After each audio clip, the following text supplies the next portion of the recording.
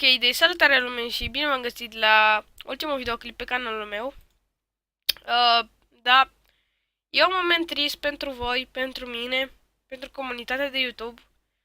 Un tânăr YouTuber în devenire care se lasă, dar asta e. O să mă apuc de un canal mai nou, care o să aibă calitate, nu o să mai aibă pauze, thumbnail, design nou, tot felul de chestii. Păi da, explicația toată lumea o vede. O inactivitate de o săptămână din cauza unei răceli, uh, oameni inactivi. Am încercat să fac și căpăuri, dar nu se putea, am făcut live-uri. Am făcut tot ce am putut. Deci, mai mult n-am putut să cer.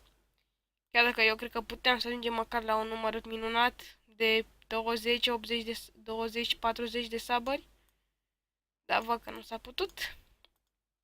Așa că o să mă mut pe un nou canal. Canalul îl veți avea în descriere. Pentru ultima dată vă spun, eu am fost Shadow de la The Shadow Gamer.